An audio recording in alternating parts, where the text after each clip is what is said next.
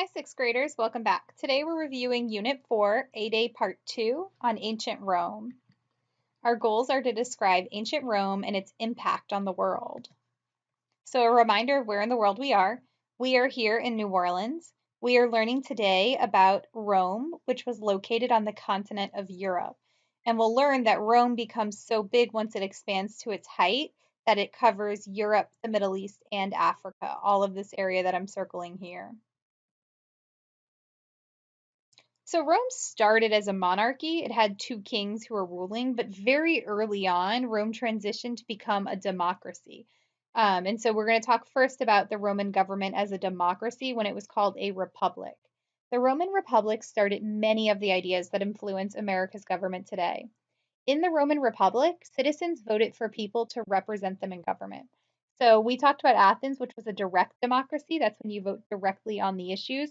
Rome created what's known as a representative democracy, and that's where you vote for people to represent you when making decisions in government. That's also known as a republic. They also work to spread power among different people instead of just one person or group. So instead of saying one king makes all the decisions, they said we want to have a lot of different people making decisions who were elected.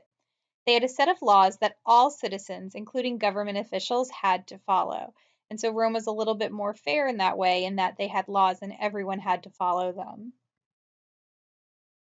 So it's kind of hard to distinguish the difference between what Athens had, which was a direct democracy, and what Rome had, which is a representative democracy, also known as a republic. So this picture does a good job of explaining the difference. In a direct democracy, like in Athens, Greece, the people would all vote directly on the laws and rules. Whereas in Rome, the people would vote for other people, elected representatives, to make laws and rules. America has a representative democracy because we vote for elected representatives. Think about in 2016 when we voted for a president, the president helps us to make decisions in government. So, a little bit more about the Roman government. Rome, we learned, has two different social classes, the patricians and the plebeians. The patricians were the rich people.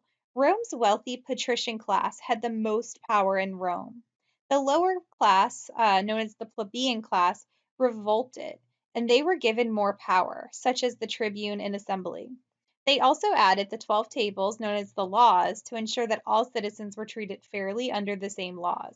So before this plebeian revolt, the patricians had all of the money and all of the power in government. Only patricians were allowed to be elected officials. So after the plebeians, the poorer people revolted, they had to change the government. So you guys saw this earlier on in assessment. Previously, the senators had only been chosen from the upper class. The plebeians lead a revolt. They overthrow or try to overthrow their government. When the revolt is ended, they get new concessions to help make them happy. So now tribunes are able to choose to be chosen from other classes. And so let's see what government looked like after that plebeian revolt. This color here is patrician, and this color here is plebeian. Before the revolt, most of this was just this patrician color. After the revolt, plebeians were given more roles in government, so it became more fair. And there you see those tribunes, or tribunes, sorry. And the 12 Tables of Rome, we just remember that because it was a set of written laws, a lot like Hammurabi's Code, and it just said what you can and cannot do. And during the Roman Republic, everyone was held accountable to these laws. So no matter what your social class was, you had to follow the laws. So Rome does not stay a republic forever. It does eventually transition to become an empire. An empire is ruled by one person, an emperor. And this was because of Caesar and Augustus. Rome transitioned to an empire.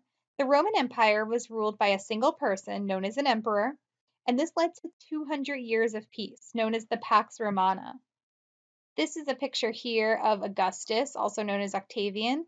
He is the man that officially transitioned Rome all the way to an empire. He was the first emperor of Rome.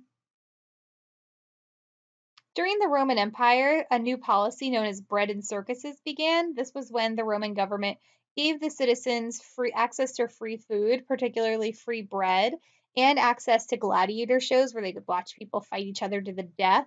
And the idea was people were not always happy in Rome. And so if they were able to give them bread and keep them entertained, then they would not have people revolt as often. And they didn't want revolts. We saw what happened with the plebeian revolt. Under the Roman Empire, Rome made a lot of great achievements that contributed to the world today and also helped them to grow strong. And one was a set of achievements related to expanding their trade. Rome paved their roads and coined money to make it easier to transport and trade goods around and out of the empire. This helped them grow wealthy and connected them with other cultures and ideas. Coins were used as a uniform currency to promote trade. Emperors would also put their faces on coins to emphasize that the Roman emperors were related to the gods. And so here's a picture of the roads. The roads were really well built. Some of these roads are still around today, where they would have a couple of different layers to make sure they would stay firm and sturdy.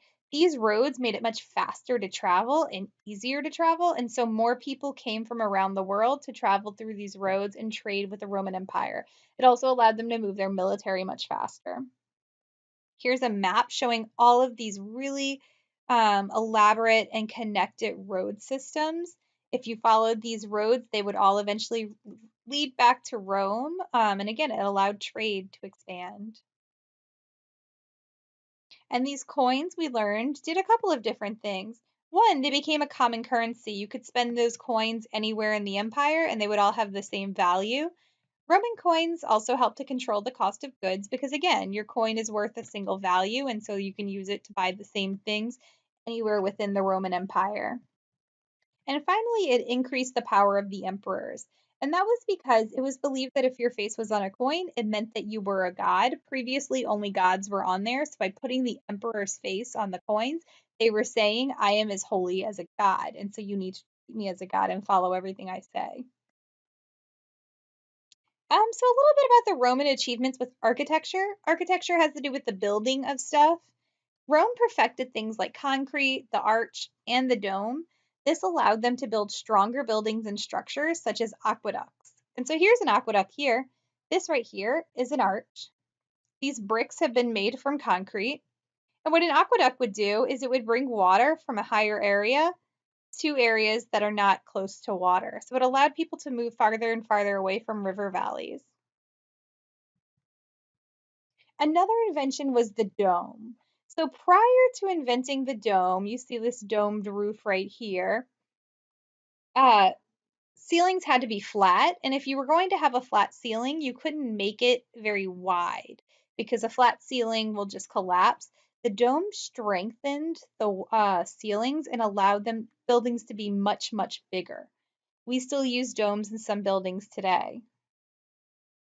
Here's an example of what it would look like to go into a building that has a dome as a roof. Look at how big this space is. We're not even seeing it all. You can tell it's very big and airy. Here's another example of using concrete as well as those arches. The arches allowed buildings to be a lot stronger. This was made this is the Colosseum where the gladiator shows would happen, but this was made a really long time ago and it's still standing today. All right, you have some review questions. Write your answers on your paper and raise your hand when you're finished. You have a great day.